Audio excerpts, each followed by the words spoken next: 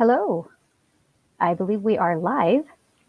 So I am here today to introduce you all to Professor Taka Tanaka, who is presenting today Digging in the Archive, Sumi Harada, the Intellectual. And Taka has a master's degree from Cal State Fullerton in sociology. He's also teaching at Mount SAC and Cal State Fullerton in sociology as well. And he is a second year graduate student at UC Riverside in the Ethnic Studies doctoral program. Let's all welcome Professor Taka, as he likes to be called.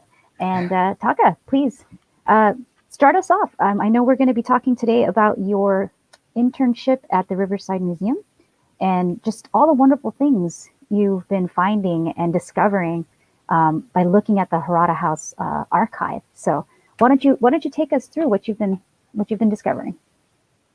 Yeah, thanks so much, Carol, for that lovely introduction. I think it's been a really great process and a really great relationship that I've been building with the folks at UCR and also in the local Riverside community, particularly at the Museum of Riverside. The folks have been really welcoming in terms of welcoming me in and sort of allowing me to sort of dig in the archive. Not literally, but obviously, looking through some of the archive and sort of interpreting it, I think through, my own particular lens, through my training in sociology and through my training in ethnic studies as well.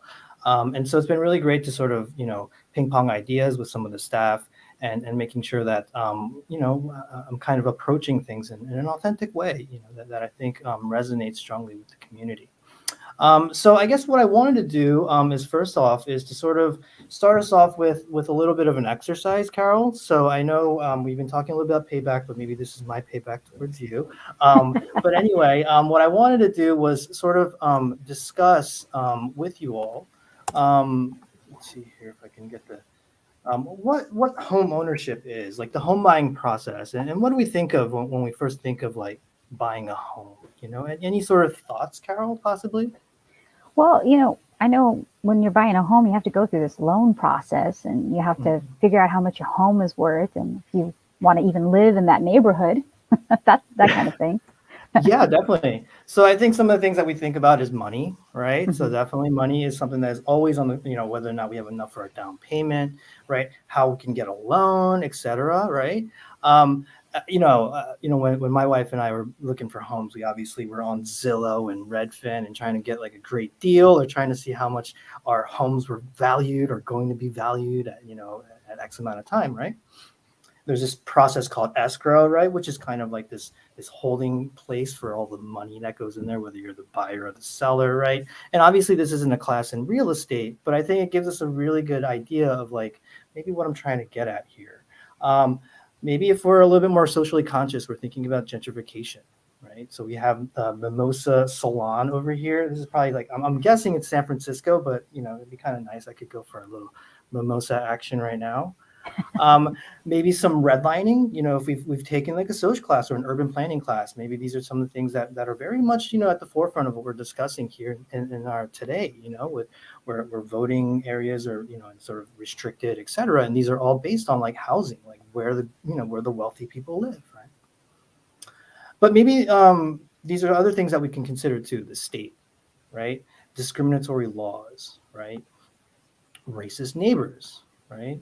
And maybe possibly a superior court case, right? Just to sort of give us an idea of like some of the other things that we might possibly think of when we're thinking about home ownership. And I want us to just hold on to this little bit of this little nugget right here, okay? So what I wanted us to bring us to is sort of go back in time, right, into the 19th and 20th century, right? Because a lot of this sort of home buying was really based on something called, yellow peril, right? Or the Chinese exclusion, right? So we had a lot of these sort of, these are some cartoons that or characters that I put up, right? This is the famous sort of Dr. Seuss sort of cartoon, the racist cartoon against Japanese Americans or the Japanese, right? And also at the sort of crux of all of this, we have this thing called the California Alien Land Law. Right? The California Alien Land Law really prevented, and this is like the first sort of law that was really discriminatory against the Japanese and Japanese Americans, in order for them to sort of prevent them from owning like property and owning land. Right? And it's had a lot to do with sort of ownership in terms of like agriculture, right? It's very agriculturally centered. And it wasn't really like geared towards like, I guess, private home ownership, but these laws obviously resonated towards this particular, the Japanese community at the time, right? When we look at the Harada House, right? Well, what is the Harada House? Well, what does it mean like this? And maybe we might have heard this in passing, and maybe these are some of the things that we really wanted to unpack here in this seminar, right? Is really for us to understand what is this, right? And basically during this sort of time, Jukichi, right, the owner of the Washington restaurant, right, was basically his son Tadao had passed away at the age of 5 with diphtheria, right? And this had spurred him to decide to purchase a home. Now, because of the alien land law, this essentially prevented him from purchasing a home because he was not an American national, but he was able to circumvent this by purchasing the home in his children's names. And so, as a sort of Christmas gift, I think as what it was called during this trial that had happened with this, right? He ended up winning this case and sort of allowed him to sort of purchase this home for roughly around $1,500, I think, which is roughly around $40,000 in in 2021 money. But really kind of giving us an idea of sort of how he was able to sort of beat this law, right? And sort of through this like superior court case that had happened because his neighbors did not approve of him living in Lemon Street, living on Lemon Street. I think the address is 3356 Lemon Street today, right? And so this obviously, spurned a lot of, a lot of press, right? Where we can see the children are presented here to the left, right? And sort of really, this is really like a high profile case that had happened locally in Riverside. And to this day, it's lauded as one of those monumental cases that sort of, projects Jukichi and the Harada family in particular, sort of, resisting sort of this sort of white supremacist, sort of racist sort of, law that was in place in the 1900s, early 1900s, 1910s, right? 1910s. So really, this is where we want to contextualize this, and this is what makes the Harada House such a great sort of American story that gets kind of within its place, right? However, right, what happens later on is obviously the Harada House during World War II, right, where the writing was literally on the wall. These are the initials that were carved in on May 23rd, 1942, which was a Saturday at 7 a.m., right? And it was written by Harold Harada, so one of Jukichi's sons, right? And this spurns again, the mass incarceration that had happened during World War II, right? So this is kind of like the visual representation of that, of the Harada House and sort of what was at stake at the time, where you have this monumental case, the Superior Court case, where they essentially lost or won their home, right? But then because of incarceration, they ended up sort of losing their home, even though they had someone, staying there and taking care of it for all these years, right? And so this is a very strong sort of family, right? Very very military. A lot of the sons joined the military, right? And I think joined the 442nd regime, the battle regime at the time. Okay, and so we're going to bring it back up to speed, right, to the Harada House today, right, and sort of showing how, recently, this is us, I guess, when we visited the Harada House, and showing how it was we had just recently, in August, right, won a $7 million, funding from the state to sort of restore this house, and it was kept here sort of like intact for so long. And now there's this whole restoration process that's going to be happening in the next, few years to sort of restore the house, and sort of where the Museum of Riverside is going to sort of, provide this space, right, for reflection, right, on the sort of, on this sort of, on the history that the Harada House presents.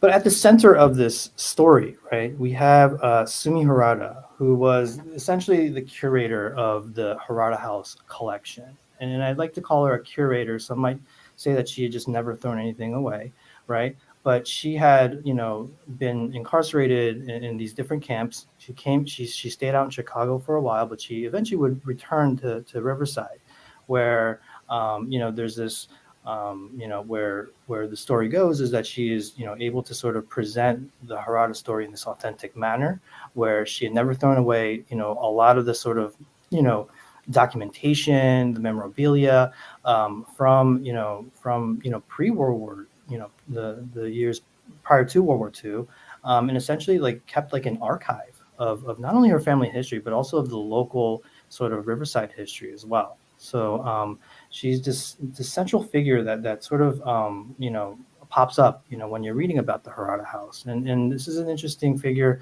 for my research too as well, because it gives me it's an interesting perspective in terms of the way that she's sort of presented within these sort of narratives that you read of the Harada uh, family sort of story, right? She was this sort of elderly lady in her 70s, right, who had this quick wit and sort of silver tongue, I think is what, or sharp tongue rather, right? Yet, Sumi did not stand out in a crowd. She had this diminutive stature, right? This is sort of the narrative that is always sort of presented through this story. And I always felt as though that was a little bit maybe unfair to a person who, stayed at this house and had gone through so much, right? And so throughout this process, right, you're going through sort of the archive that she had kept and really realizing that not only was she just holding on to the history of her family, right? She was holding on to but she was also a person that was very learned.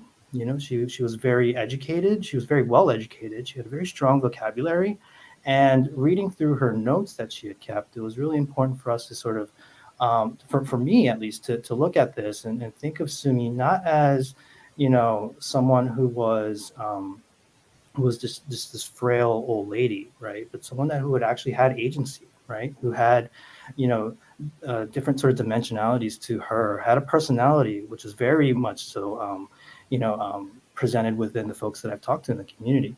But I think but what is missing is sort of that person that was prior to her maybe latter half or her silver years. And I was able to sort of uncover, unpack some of that within the archive, and really sort of wanted to highlight that today within our discussion. So I want to go ahead and sort of show show you all, but I also want to give out a little bit of a disclaimer, right? Because I think it's really important for me to sort of for you all to understand where I'm coming from, right? I'm still in the process of interpreting these findings, right? These findings are very raw and very fresh, and these are my preliminary analyses, and that's why I think I'm coming off a little bit nervous because of the fact that I really want us to sort of unpack the material to the best of our to the best of my abilities, right?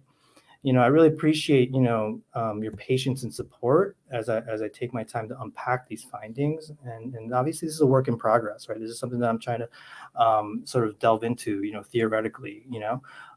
So please, if you have any questions, reach out to me directly, because this is still an ongoing process, and maybe some of your insights from the community can really help sort of unpack this sort of this new lens, right? That I think the archive has provided for us with what Sumi has to offer, right? So here's one thing that sort of popped out, and I thought this was kind of interesting, sort of just to lighten things up a little bit. But these are Sumi's recipes that I found. One of them was the divinity fudge, right? And this is very divine, right, Carol? So and obviously if we were in person, like this is something that I would have I think tried to whip up, or maybe we would have had like a cooking session. Y'all be munching on some of the divinity fudge that Sumi had written down as a recipe, right?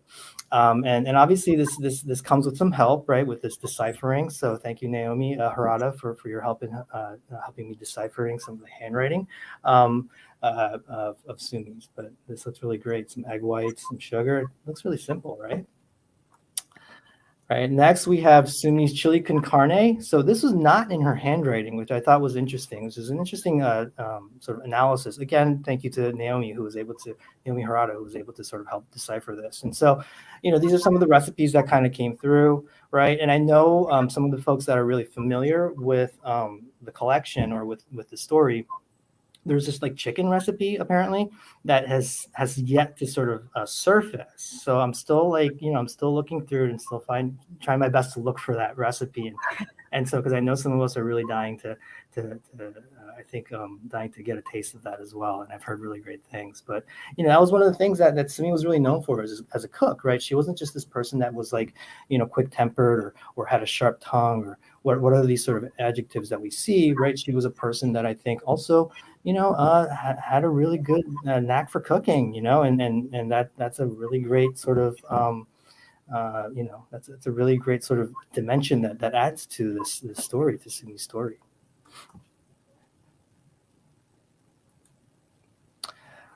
So next, what we find is Sumi was a writer and a poet. And I think this is some of the things that I think were overlooked within the archive. And upon further sort of investigation, right, through some of the contacts that I had, she had written under a pseudonym, right, by the name of Carol Harada. So Carol or Carl, right? So we're still trying to unpack this, right? How do we pronounce that with a Y, right? And so these are some of the conversations that have sort of come up, and this is again a finding that I've had, within the past, I mean, this is a few days ago, right? That I'm sort of uncovering a lot of this. So bear with me that this is very raw and very fresh, but I really wanted us to sort of see this through this Tadaima, format, because I think it's really important to sort of understand what Sumi was like as a writer.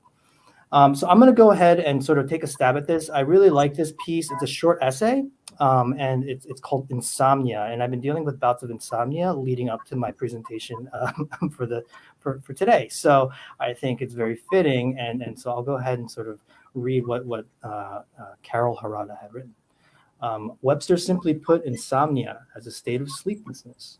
There are several major causes and sometimes minor causes of insomnia.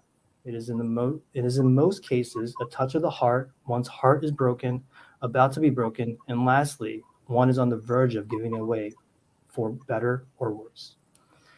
Someone tosses restlessly from one side of the bed to the other. Then one can indulge in gymnastics, such as high kicking of the pedal extremities or flinging the arms in desperate circles. There still remains the famous tabulation of sheep. Oftentimes the lambkins make so bold as to gambol upon the bed. This is usually due to the fact that the mutton stew was a delicious repast, but still remains in present. Another trick is to rhyme verses with the infernal ticking of the clock. A splendid one is sleep. Macbeth doth murder sleep. One can creep out of bed and visit the Shakespeare for the rest of the lines. A vague shadow stretches forth from the wall. Nameless fears and conscience besieges one. One is engulfed and absorbed in its depths. Morpheus's relentless grasp we cannot escape, and Somnus reigns and holds sway. All too soon, the milkman shifts his gears in a most annoying manner. Apollo blatantly ushers his rays through the open window, and one wearily faces another day. Okay, so this is published in the Rafu Shimpo back in January 29th, 1934. Okay, so again, thank you to the Museum of Riverside for helping with this project. And again, this, and I'm sorry I didn't read it as sort of eloquently as I thought I would be able to, but I think it's really important for us to understand how, this terminology that's being used. I mean, she's using, Morpheus. This is not Morpheus from the Matrix, okay? For you folks, this is the Greek god of sleep that she's talking about. Somnus is the personification of sleep, right? This is Roman, right? So you're looking at someone that was very much sort of engulfed and engaged in the English language. I mean, words like gamble, right, and repast are some words that I had just recently learned from studying for the GRE. These are not terms that you use in sort of quotidian manners, right, in everyday manners, right? So again, this is a beautiful piece. I love it, and I'd really like to unpack it further with some of my colleagues. This is another piece, I guess, written by Carol Harada, or Sumi, aka Sumi, right? And this is a poem that I really enjoyed reading. It's a little bit dark, and to be honest, I thought it would be about Tadao when I first saw the sign, when I first saw the title. But this is another one that really struck a chord with me. So I'll go ahead and read this. I know you're going to hear my voice, and don't worry. Um, I'm not trying to put you all to sleep, but I really just am really amped up with, with reading these. So, Death of a Son. The lutes were hushed and still. The sun did sink like lead. The pride of Chi was ill. The light of Li was dead. The chant rose to a wail. The moon did climb so red. A mother wept so frail. The son of Li was dead. A father mourned his son. A young maid yet to wed did weep. The deed was done. The joy of Li was dead. So again, so she had written this for her Riverside High School annual in 1927, and then it was republished in the Kashu Mainichi in January 29th, 1934. So again, it spurns all kinds of it really opens up my imagination, really, really telling me how the community dynamic was, and sort of unpacking to say who was this person Chi, or who was this person Lee that had passed away. Again, these are really new sort of findings, and it's really sort of opens my eyes to see this sort of interconnection between the different communities that I think is so essential, because I think we want to compartmentalize these different racial groups, particularly within the Asian community, and I just don't think that that's true. I think that's not true at all. And this kind of speaks to that, right? It's not like proof, but it definitely shows that she was definitely engaged with maybe a different Asian community or Asian American community at the time. But we're all being very speculative too. And I think we really need to also make sure that we realize that this is all something that is very new. And I'm all just, again, sort of theorizing, but not necessarily grounding it in something. So this is part of the research process. So for those of my students who are sociology majors that are out there, this is just the tip of the iceberg, okay? You got to make sure that you do the research, because you can't possibly come up with a conclusion just by reading one passage, right? Okay, so I'm gonna take a sip of water, and while I'm taking a sip of water, I was wondering if uh, Carol Park, my great friend and colleague, can read to this poem by Carol Harada. Sure. Its title is To Alice. When I gaze upon your face, I cannot look away. You seem to be alive. A wish that you would speak. The eternal smile, which fairly drives me mad. Gay, twinkling eyes, and the curve of your chin. You fascinate me so. If I could but only embrace you. A photograph within a silver frame. Thanks, Carol, for that. Yeah, and this was published back in February 4th, 1934 in the Rafu Shimpo. Now, she had also published this in a separate piece. Now, this is kind of interesting because there's no date on this one. And so I need to go back into an archive and see where else that she had published this. But, again, it really, we're not trying to speculate anything here, but what we're trying to see is this person, Sumi, right, or Carol Harada, this pseudonym, that she was writing under, really, had very strong emotions, right, and definitely felt very strongly, about writing this poem to Alice. So this is another poem written February 5th, 1938. Now, this is actually titled Sumi Harada. And this was actually with the help of Naomi Harada, she helping sort of decipher the handwriting. This is another poem that was very sort of emotionally powerful for me. And I was wondering if, Carol, you could possibly help with reading this one as well. Sure. Title of the poem is You and I, Sumi Harada.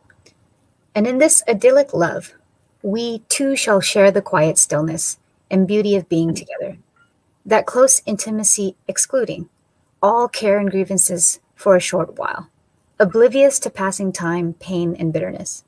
Each moment, a golden fancy, a bud about to blossom, a winged bird poised in flight. Such exquisite pain at parting, let me remember. And when my heart cries out in the dark of the night, as a soft fragrance fills the air, these thoughts will enfold me with serenity and radiances of a blessed love. So again, the emotions really come out, but we also want to contextualize this too, right? Thinking about, okay, well, Sumi was probably in her late 20s, right, early 30s when these are being written. This is in 1938, so this is pre-World War II. But we also want to also think about this as the alien land law is right there too as well, especially in California. So even though they had won that case, this is still something that is definitely a pervasive sort of racism that is happening against the community, and also for one to be able to sort of find the space to write with such eloquence, right? With these two poems, I think juxtaposed, really help us sort of understand an additional dimensionality to what Sumi had to really present. So this is called Southern Light, and this was published in the Kashu Mainichi. This is January 1st, 1934. You want to go for it, Carol, or? If you want me to, sure. I think you have a more poetic voice than I do for some reason. It just resonates stronger with me. Oh, well, I appreciate it. Thank you. Sure, I'll take a crack at it. Southern Light by S. Carol Harada. Fresh and fragrant is the smell of newly mown hay.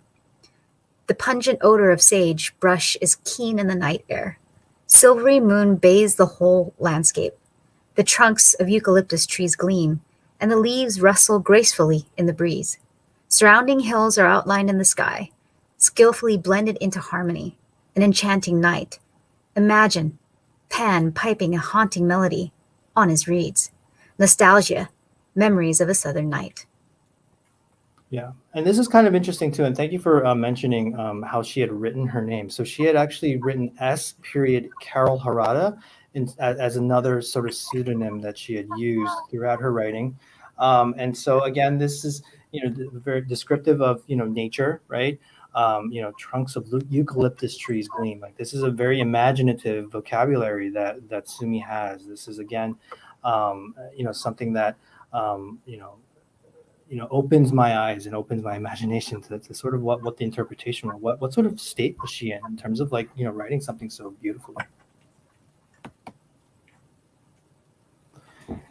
And then another poem that Carol S. Harada. So she had moved the S, and now she's back into the S as the middle name. And this is there's no date on this one. No, this is but it was written November 10th, and this is titled Tomorrow. And I'll take a crack at it. So if y'all get bored with my voice, I'm sorry, but I'll take a crack at this one. Okay. The night is blacker than ever before. The endless tomorrows crowd and push their weary hours through. They chain me fast with heavy links, binding my awkward limbs to conform to laborious tasks. But wait, there's a jeweled space among the chain, a glowing gem, a brief someday. Too late to no avail, the tomorrows are too fleeting. Carol S. Harada, November 10th. So, again, this, it just shows, this sort of the labor that one goes through, right? Like our day to day, right? What does tomorrow bring? And I thought it was very fitting. What will tomorrow bring for sort of the archive and sort of how I will sort of try to unpack, with my further research.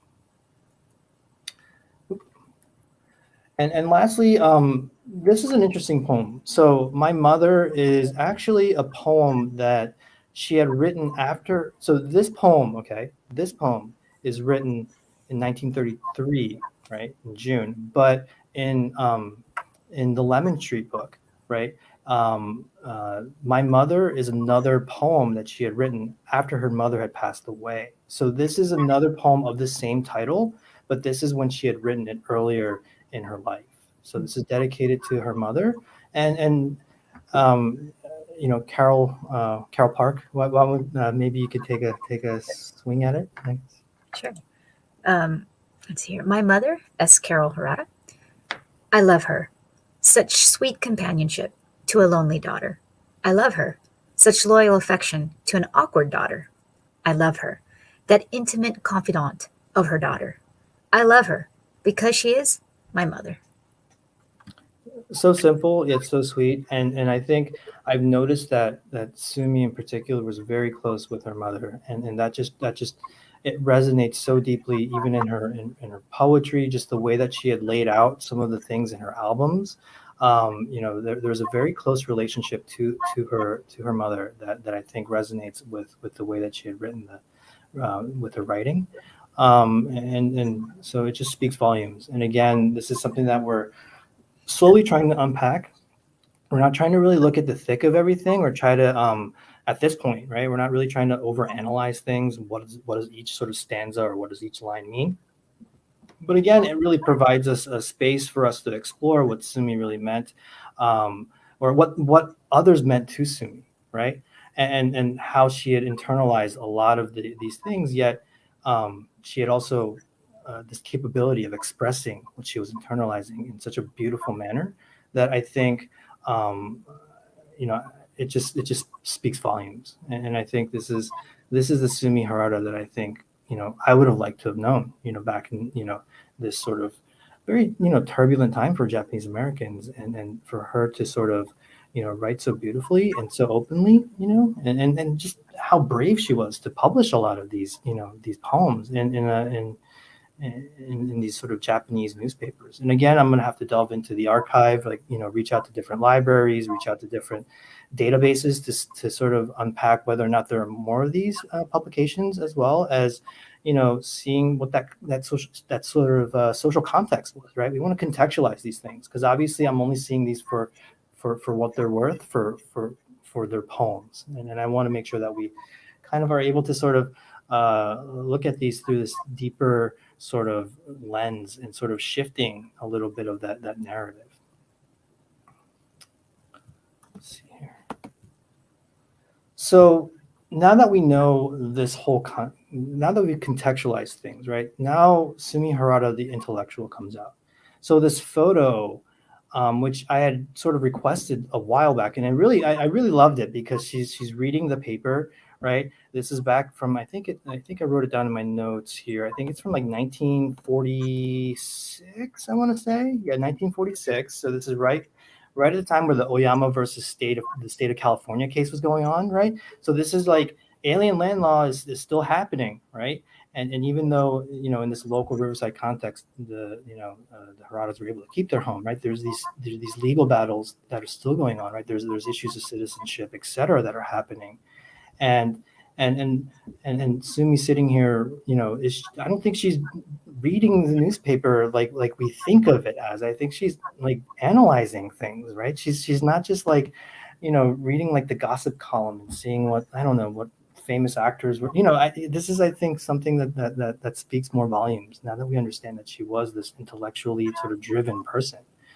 Right, there's this history of her having this friendship with Mineo Kubo, who's another famous Japanese American artist from Riverside, and they have this communication. So as friends, right? But maybe we can reimagine how that relationship was. Again, this is all very speculative, right? But maybe we can just reimagine how, these, how these two had interacted. Was it just a friendship, right? Was it more of like, kind of like how me and Carol are, we're always talking about, theories and ethnic studies and whatnot, right? Like we're always talking about these things. Like maybe this is the alternate universe that we can sort of unpack, maybe this is the universe that she was in. And yet, you know, uh, but yeah, we still have to take the time to sort of reveal these things and sort of unravel these, because this is very layered, right? This isn't just like one thing, and we have to be responsible, obviously, to the family, and we have to be responsible to, everyone that's sort of involved, right? Because, and that's where I come in as a researcher, right? Especially when we're doing like particularly research that's archival, to make sure that we're coming at it from the right space and making sure that we don't try too hard to rush things, even though this is very rushed. But I wanted to sort of get this out so that we could sort of, unpack what Sumi, I think, means to the community, because she was definitely a voice in the community, right? Folks definitely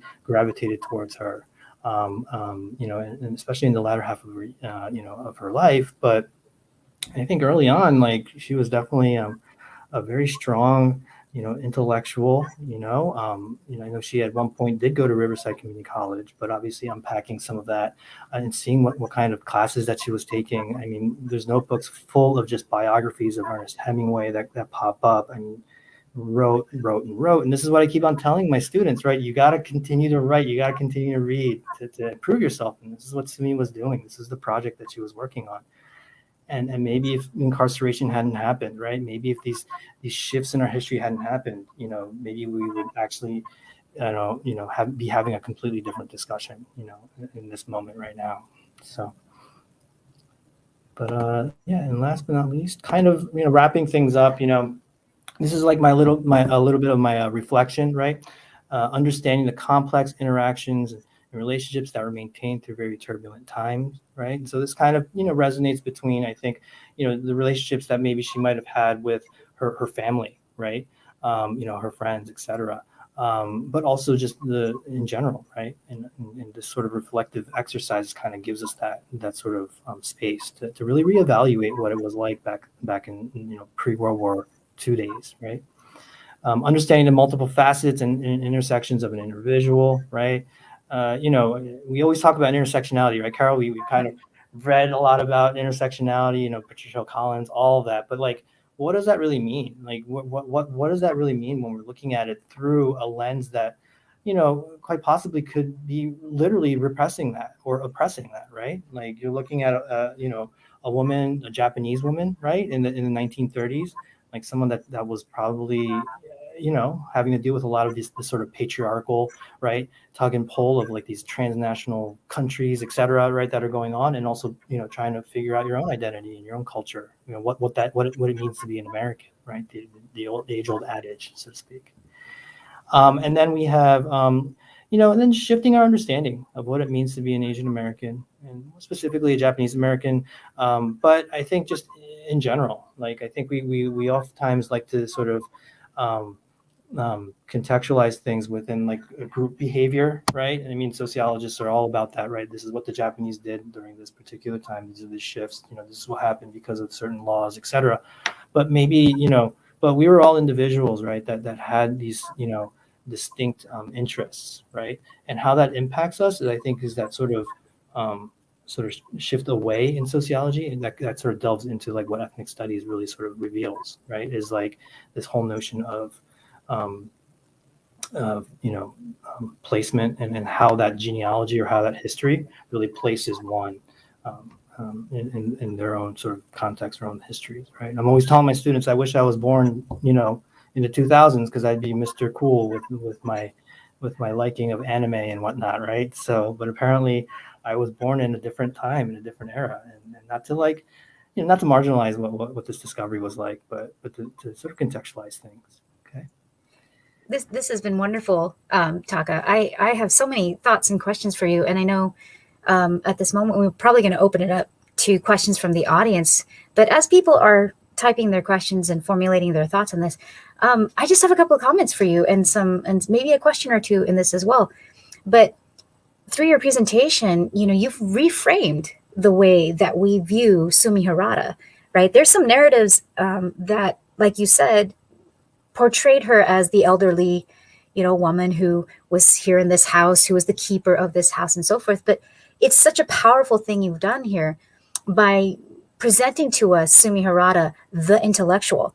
I mean, those poems that we were reading, there were shades of like the romantics, right? Like that romantic period kind of style in the way that she wrote some of them, like of nature and of love and of identity and of all these different things. And her love and respect for her mother as well. I find it super fascinating that you were able to find this by digging in this archive, by pulling out these elements of her personhood, her identity, right, through her writing, through these pieces that she kept. I think you had mentioned she had kept a notebook or something, right, where she had kept some of her poetry. It's fascinating. I mean, it must have been so enlightening for you to see this, but do you think that might be an issue within our Asian American community and our history, where we are constantly framed in a certain perspective, whether it's through that model minority perspective? Because I think that might be what happened here with Sumi. right? She was framed as this very frail, demure woman, and when in fact she was just this very powerful intellectual who was hanging out with Minue. I can't say the last name. The Mineo. artist, Akubo. Yes, Yeah. she's hanging. I mean, right, and she's writing these profiles and these biographies on these authors, and just this intellectual, this powerhouse. That photograph you showed us of her reading the newspaper with that, you could see her thoughts, just those cogs just turning in her mind. Do you think this is something that we're going to be seeing as we dig into archives and history, that we might have to reframe the way that we think about some of our Asian American, you know, historical figures and stories? I mean, because this is amazing. Yeah, I think so, and I think maybe revisiting these, I think, is necessary, right? It's not just about, you know, because you're right, like the framing of how we as Asian Americans, or we as, have always been within. I mean, when we went to Manzanar the other day, just seeing how it's framed in this particular context of, like, the military being so essential, right? Like joining the military, right? This is always sort of like this streamline that I always see within the books that I've read, right? It's always, and it's a lot about, like, incarceration, a lot of the stuff that I've read about, and not to, like, sort of minimize that, because I think that experience is legitimate. I think it's just, understanding that, I'm sure there were poets that went over and fought for the United States. There were probably writers and artists just like Mineo Kubo or just like Sumi that were incarcerated, right? And a lot, and we were just fortunate enough that the Haradas, that Sumi had kept all of this. I mean, this is part of the sort of great tragedy, right, of what had happened, right, when folks were incarcerated and they weren't able to sort of, regain their possessions, right? How many of these had sketchbooks, right? How many of these, folks had these sort of, these their writing was taken away from them, their diaries, right? And so I think it's, but I think what we have, I think you can obviously look into that and sort of delve into that, and maybe as we sort of reframe things, and to recontextualize things, maybe this will be not necessarily like an alternative history, but like a history that's of the people, right? That's grounded, that's sort of internalized within a community that expresses, that it isn't just, folks that were fighting this war and were really, patriotic, right? There were folks that really were just trying to, exist and wanting to do what they love to do, right? Like, we love to read, we love to, like, study, and if we weren't provided that space, what would we have been doing, right? In the 1920s or the 1930s, like, these are all the types of things that kind of come up. We're in an era where we're allowed to sort of explore these things, but sorry, um, technical difficulties, but yeah. So, yeah, Yeah, it's a good question. Yeah, it's a great inquiry, and I hope so. I hope we see more of it. Yeah. yeah. And as I'm having a little conversation here with Taka, if you all would like to type your questions in the comment section, please feel free to do so, and I'll try to get to them, as many of them as I can. But do feel free to think about some questions about Sumi Harada, about the Harada House. And as you're doing that, as you're typing them in, Taka, I'm gonna just keep having this lovely conversation with you. I want to talk to you really quick about the Harada House itself. It's a National Historic Landmark. It is so representative of, I guess, that what you might call that story that we always grab onto, this American story of how there was this fight for something that the Haradas had worked for, right? $1,500, they bought it and so forth, and they had put it in their children's names, and so forth and so forth. And Sumi took it over, but this court case is fascinating to me, and I'm wondering if you might just elaborate a little bit more on it. I know the Alien Land Law in 1913, right? It prohibited Japanese Americans. It targeted Japanese Americans, but really applied to the Asian American community, and so the Haradas were specifically hit by this. But tell us what happened. So What I guess, happened? Yeah. yeah. So I mean, so there was a huge public backlash, with obviously, Jukichi, purchasing this home in his children's names, right? But this is like a common practice, but obviously it was frowned upon, and yeah, the local sort of community decided to prosecute, and sort of figure out basically letting them know that they didn't belong there. There are these, there's this huge um, Judge Craig is the person that jumps in and takes control of this court case, right? And then so he kind of defiantly rules in favor of the Haradas, even though there's sort of this sentiment that he should have not done that, right? Especially because he was going against basically the state. But he was also, I think there's a famous quote where he cites like the 14th Amendment, right? And I think that's a really important and historic moment within the Harada house's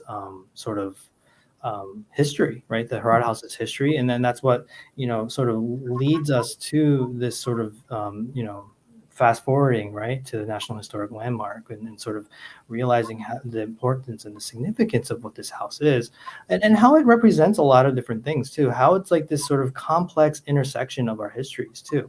We look at this court case, and yes, they were able to keep the home, but in reality, what happened, a few years or a decade or two later, where the whole family is now put into incarceration camps, right? What does that mean for ownership, right? What does that mean for ownership of homes, right? So it really further complicates, right, this pervasive sort of American imperialist sort of system that we're still a part of until today, right? The contradictions that we see, right? You can stay in your home, but not really, right? They were fortunate enough that they had a gentleman by the name of Jess Stebler who was able to sort of keep keep the home intact, and right, did not have to deal with some of the atrocities that we hear of that happened in LA or San Francisco, where folks' houses were basically raided, or they had to sell them at like a below market price, and just basically losing all of their sort of material possessions. The biggest one being their home. Yeah, So, it very much sounds like it was a yellow peril fear reaction, right? I mean, incarceration was definitely that, right? So this whole notion of race, right, and identity and how it was tied to the community. I want to touch upon this as again, folks are coming up with their questions. Again, please feel free to type up a question and stick it in the chat, and we'll ask Taka here. We'll grill him a little bit. But in the meantime, I want to touch really quickly upon just this notion of race, identity, and community. You had mentioned it earlier through the recipes, I think it was, and some of her writings with the poem about the loss of Lee, right? There's often this narrative within our own Asian American communities that says things like, well, Korean Americans and Japanese Americans didn't quite get along. Chinese Americans and Japanese Americans didn't get along, but maybe the Koreans and the Chinese got along, but then we don't know, right? So there's all this, like you pointed out, speculation. And yet we are now seeing that perhaps this narrative wasn't true. She's written this poem. Sumi wrote this poem about someone who's very likely Chinese. Do you think that narrative will change as well as we dig through these archives and read the letters and personal stories of individuals who had these friendships with other ethnicities? I think so. Yeah, and I would hope so. I mean, I just would never fathom, when we're, when you have, it's not like you're super isolated like we are today, right? I mean, you can definitely, I think, in a modern context, someone can just lock themselves in a room and just be on YouTube and Zoom all day, I guess, right? But you don't have that luxury, and I think the luxury that you had was interacting with folks, right? And I don't, and this goes back to Dr. Chang's discovery of the Pachapa camp and that Sambor map, right? And seeing how closely the Japanese camp, right, or the Japanese community was sort of placed, in the Korean camp, or in Pachapa camp, right? And obviously, I don't think it's all like everyone. Definitely, I'm sure there were tensions, right? This is a very transnational context that we have to frame it in, with the Hemet Valley experience and whatnot. So, but I think it's also really important for us to understand that maybe, this is very one-sided, almost like a patriarchal, like, man versus man kind of a thing, right? Do we really not, take into consideration that there were kids, there were children, right, that were playing, right? There were, women that had to go and buy groceries and shop, right? There were different vendors had to supply, food, obviously, right? There was a big agriculture community. So I, I think, with just looking further into that, but also sort of piecing that together, right? Instead of trying to, you know, create a particular narrative, right? I think it's really important to understand that, why don't we see if there's any sort of crossover? Maybe there were some like really invaluable friendships that have occurred, kind of like our friendship, Mhm. And so thinking about why, maybe just deconstructing that a little bit, maybe getting out of that. I don't know if it's a stereotype, but maybe getting out of this sort of framework that we're in, because there's so much pervasive sort of tension that I think happens, I think, because of what's happening overseas, right? And this is, very well documented within, this tension with obviously Japanese imperialism and these other sort of Asian countries like, Korea and Mhm. South Korea, in particular, right? And so you kind of look at this and you think, okay, but this is the United States, right? This is a different context, but you're bringing a lot of that over. But I think there can be, and I'm hoping to find, right? And I don't want to force it, right? But I think what the poem that Sumi had, brought up when she had written this in high school, right? Someone named Chi in high school. I mean, this is again speculative, right? But maybe there's more integration than what we had expected. And this is something that I think is just the tip of the iceberg. And I wish I had more time with this, which I'm granting myself more time with this. And so hopefully at the time 2021 or 2023, we can come back and have a follow up and sort of figure out, what it is that we were able to unpack. Because as much as I want to talk about the Japanese American community, Carol, your research in the Korean American community, I think there's a lot of crossover, and I think this is where we can, this is where that sort of collective sort of mind kind of can work through this sort of space that this space that we're allotted. So. That's an excellent answer. Thank you, Taka. And we have some questions now coming through the chat. So let's go ahead. We have a couple of questions asking about how folks might learn more about the Harada House for those who want to be more educated on this subject. Can they go to a link somewhere? Is there a book that you might recommend, or? Yeah, definitely. So there's so thank you, Naomi Harada, my very dear friend, right? The House on Lemon Street by Mark Rawitch. So this is his graduate, I think his master's, I think, thesis that it extended into a book. And so this is really it's a book that I reference all the time, especially within the historical context. So I think it's a really good starting point, for you all to delve into. The Museum of Riverside also has a really good sort of more of like a snapshot, right, on their website about the Harada House. And also, there have been a couple articles, I think, written on Naomi as well. So yeah, there's a lot of sort of content, and also recently, with recorded content as well, that you can sort of find out about the Harada House. But I would recommend, the book, to get a sort of at least a general sense of what this story was like, because that's like one of the definitive books that I think I'd be a propos if I didn't bring it up, right? Yeah, but again, it's the contextualization too. So Awesome. And we have another question here from Nicole Herrera. What is the most interesting or shocking thing you've learned about the Harada House up to this point? that's a great question, Nicole.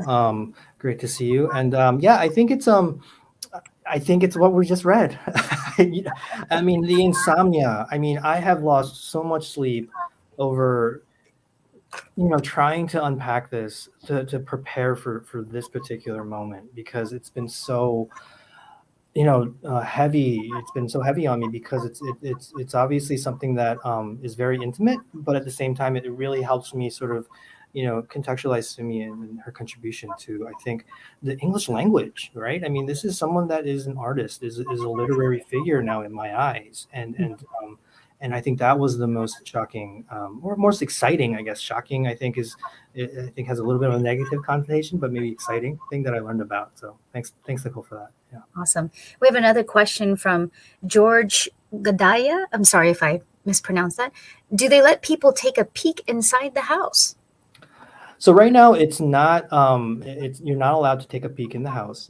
It's definitely something that you will be eventually able to.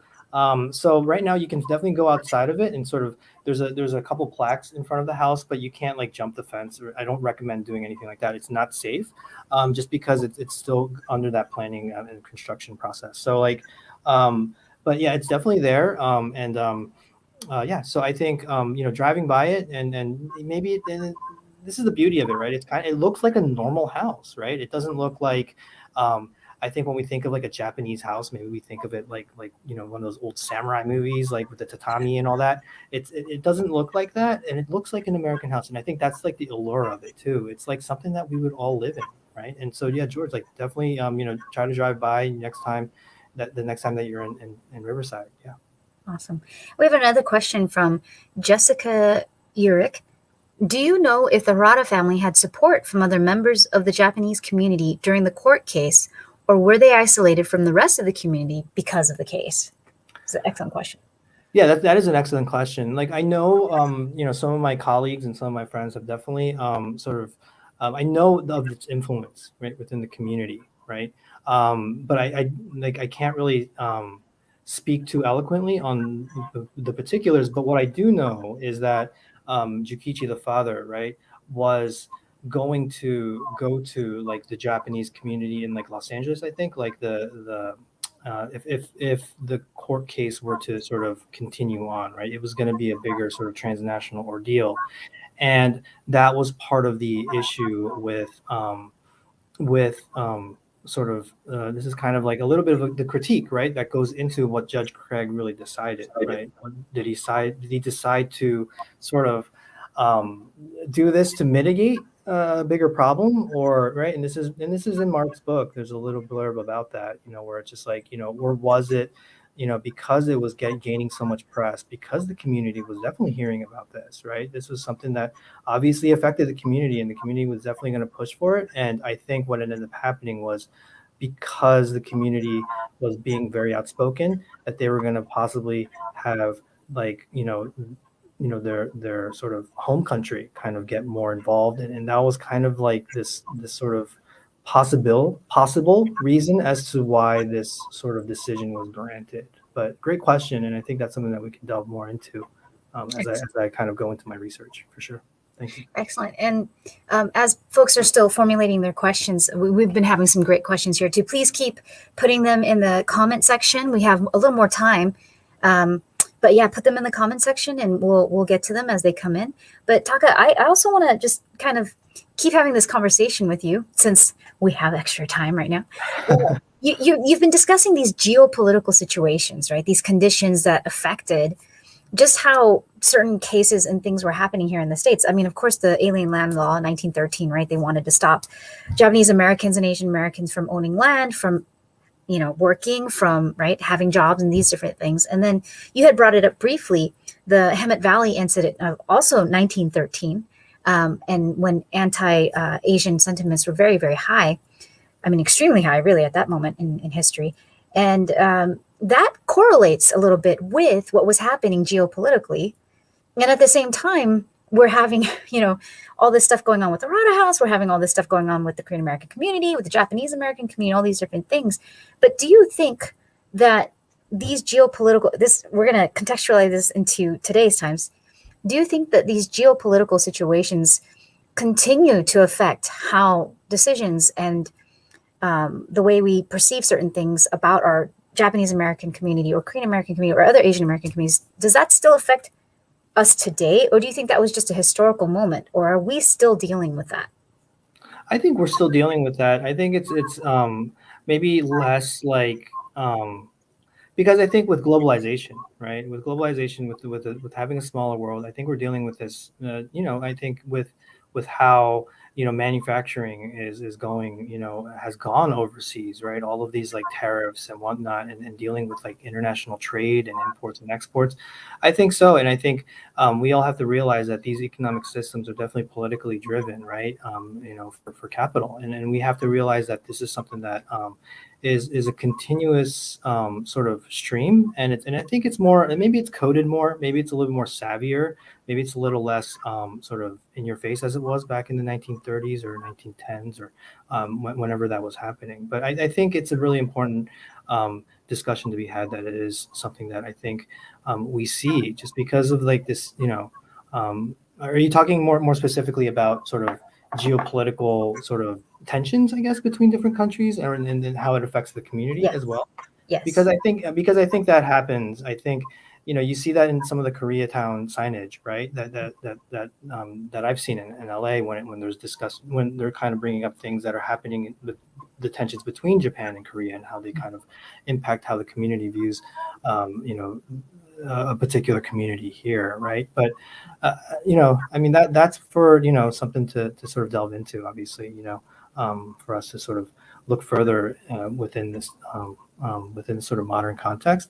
But I think if we've known anything about these genealogies, right, they all start from somewhere and they all kind of find themselves, into the thick of it today. I mean, you look at the Muslim ban, right? This is something that I had done my thesis on at Cal State Fullerton, and that was all, that was that was preventing folks from from different countries to come into the United States. Like these kind of things are have happened in our lifetimes, and I think it's really important for us to sort of think that this isn't like a new history, and that this is something that has been pervasive within the United States, as hard as that might be for some of us who live here and who have our families here and are trying to grow, right? But it's a critique that I think is necessary for us, in order for us as a country to grow, right?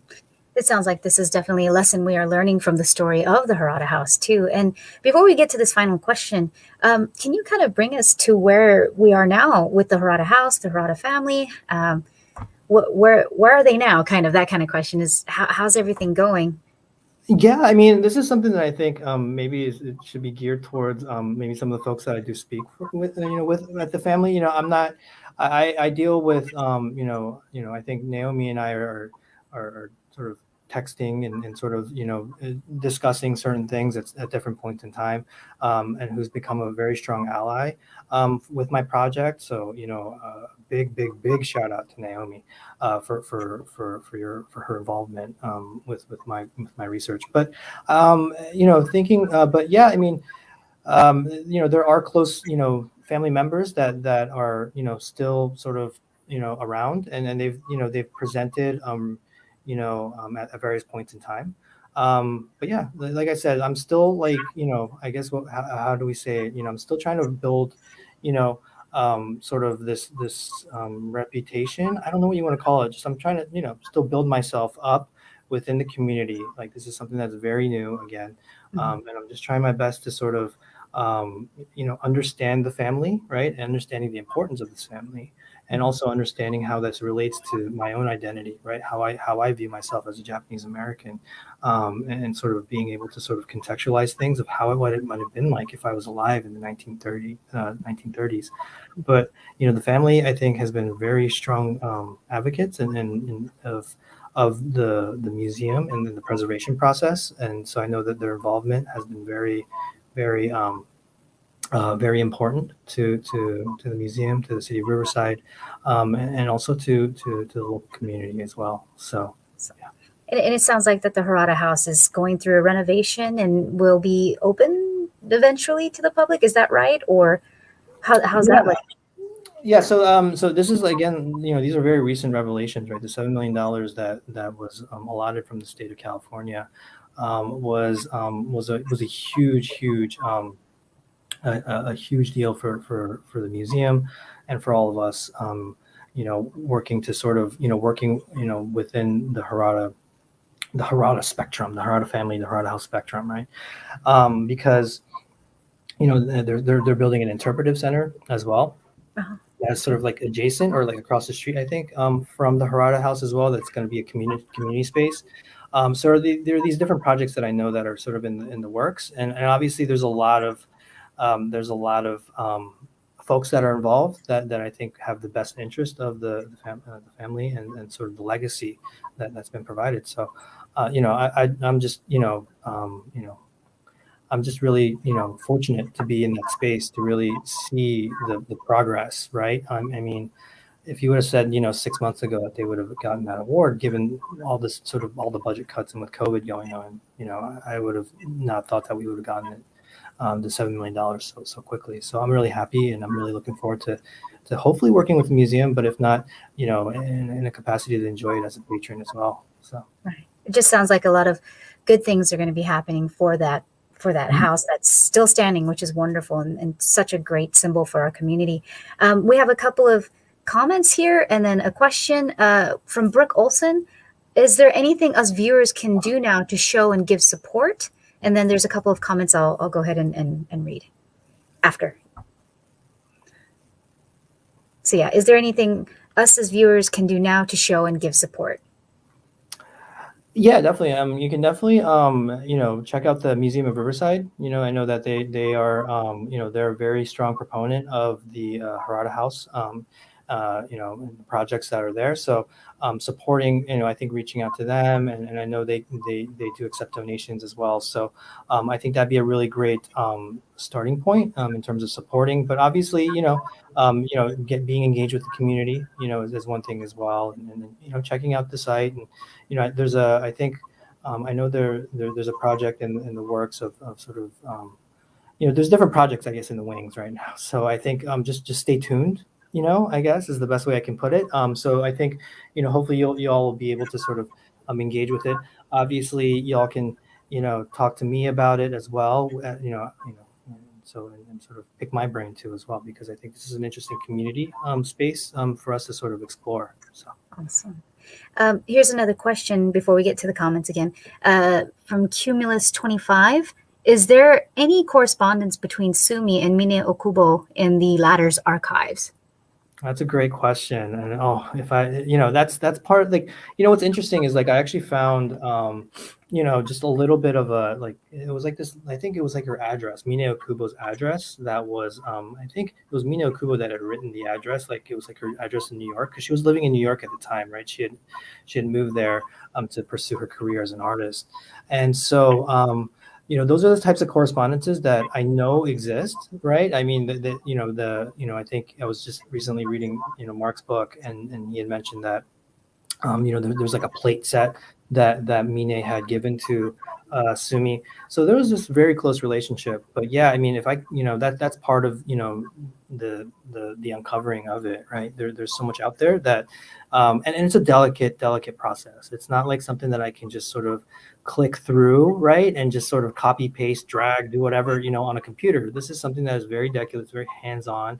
So, time is also of the essence, but also being very meticulous with what we're looking at. So, something like with her communication with Mine, I think is somewhere, maybe it is available, but I just haven't, come across it at this point. But yeah, that would be something that would be really great. But I know that there was a really great bond between Sumi and Mine, and it's obviously very clear why. I think they both came at things through a very much, this literary or this almost artistic perspective. Reading, Citizen 13660, like, you definitely can feel, the atrocities of incarceration, right? And so seeing how Sumi was also a writer, it just, I can see the convergence, and at least, and sort of having similar wavelengths or similar thoughts. So. Right. And we have comments here from Kimiko Klein, the niece of Sumi. And the first comment is, my memory as a niece of Auntie Sumi is that she was not allowed to pursue a profession because she was a woman. Her brothers became dentists, doctors, and speech therapists. And she also says, again, Kimiko Klein, to me, this is a tragic thing because Auntie Sumi was so very intelligent, but spent her adult life first caring for her parents and then cleaning other folks' homes. So this is something, I mean, yes, that Taka, you have been reframing for us, presenting to us Sumi Harada, the intellectual. And from what you have been showing us and telling us, as you have been, again, digging through this archive, yeah, absolutely. She was an intellectual, smart, a writer, an artist, a thinker, all these wonderful things. So, yeah. Yeah, and I think that's and thank you, Kimiko, for that insight, right? Because I think it's really important to contextualize things, right? What it was like to be a woman in the 1910s or 1920s, right? This is like, heavily frowned upon, right? To sort of pursue something like writing, or to pursue, these, a career, right? You're supposed to just, stay by, your man's side, kind of a, this is like the time, right? This isn't now where like we're juggling multiple jobs and, right, dual learning households.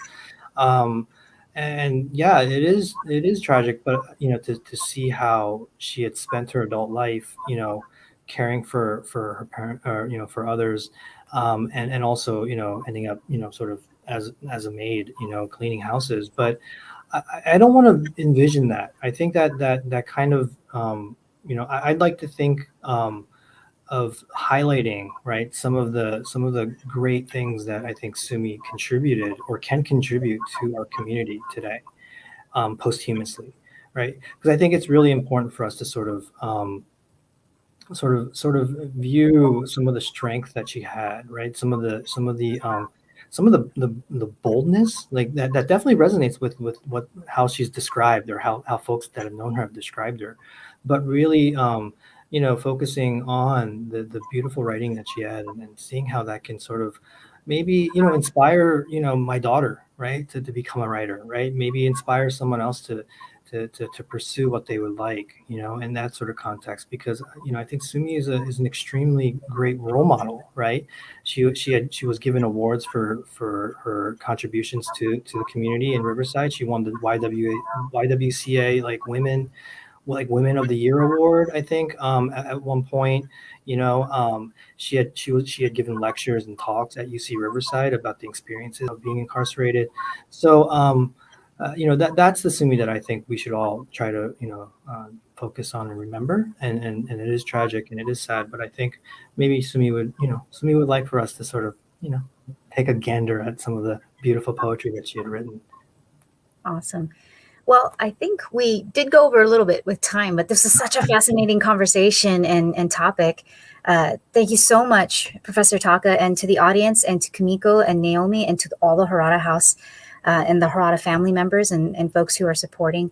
Thank you for attending today's wonderful lecture. If you have any other thoughts or comments or questions, please feel free to stick around for the next couple minutes and grill Taka a little bit.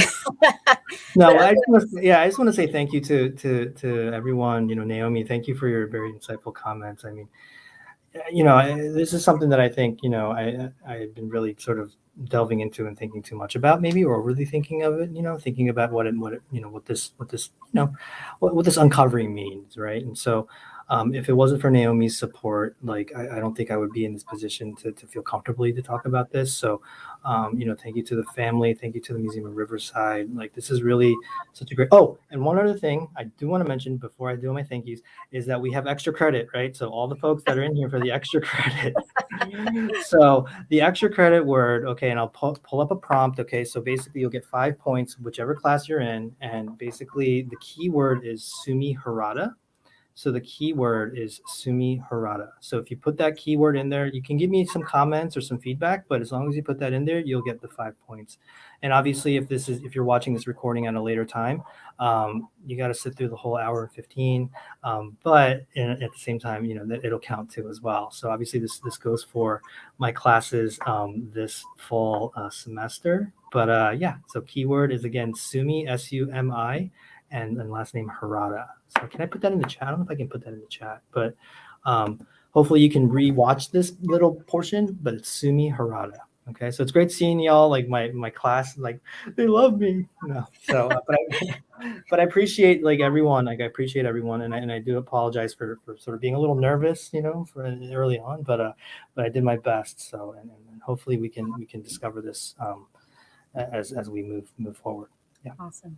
Thank you, everybody. Have a great evening. Thank you to Daima for the platform. Have a great evening, everyone. If you want to stick around for a little bit, we'll stick around. But otherwise, take care.